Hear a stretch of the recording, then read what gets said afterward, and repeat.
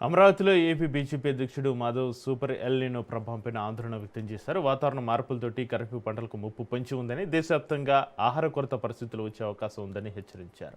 తక్కువ నీటి లభ్యత నేపథ్యంలో రైతులు తక్కువ నీటితోటి పండించే పంటలపైన దృష్టి పెట్టాలని సూచించారు.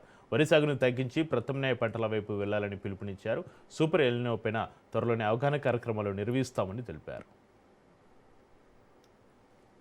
సమావేశం మనకు సంబంధించిన కార్యక్రమాలతో పాటు రాబో కాలంలో రాబోయే విపరీతమైన పరిస్థితి కూడా చర్చించడానికి ఒక వేదికగా పెట్టుకున్నాం. ఇవాళ సూపర్ ఎలినో మొత్తం ఒక అత్యంత ప్రమాదకరంగా మారబోతుంది అని ఒక భయం, ఒక ఆందోళన అందరిలో బయలుదేరింది. రైతాంగం అంతా ఇదేమిటి అని అర్థం కాకుండా కిట్టముట్టాడుతున్న సందర్భంలో భారతీయ కిసాన్ మోర్చా ఆధ్వర్యంలో ఇవాళ ఒక ప్రత్యేక తీర్మానం సూపర్ ఎలినో గురించి మనందరికీ అవగాహన కలిగించే ఒక కార్యక్రమం కూడా చేయటం ఈ సందర్భంగా అభినందనీయం.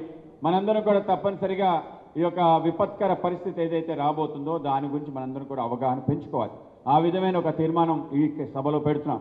త్వరలో దీనిపైనే ఒక సెమినార్ కూడా నిర్వహించాలని చెప్పి ఆలోచన.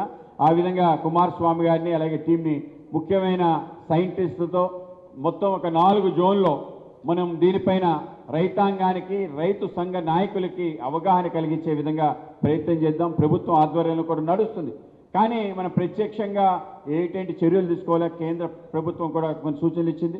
ఈ మధ్యనే శివరాజ్ సింగ్ చౌహాన్ గారు ఇక్కడికి వచ్చినప్పుడు సూపర్ ఎలినో ఈసారి మామూలుగా ఉండబోతుం లేదు, దాని యొక్క ప్రభావం పెద్ద ఎత్తున తెలంగాణ ఆంధ్రలో ఉంటుందని ఇంకో హెచ్చరిక చెప్పి వెళ్ళిపోయారు. కనుక మనకి మరింత బాధ్యత పెరిగింది. ఈ యొక్క సూపర్ ఎలినో అంటే ఏమిటి అని మనందరికీ చాలామందికి తెలిసే ఉంటుందని నా అభిప్రాయం. అంటే మనం మనిషి చేసే తప్పిదాల యొక్క ప్రతిరూపమే సూపర్ ఎలినో.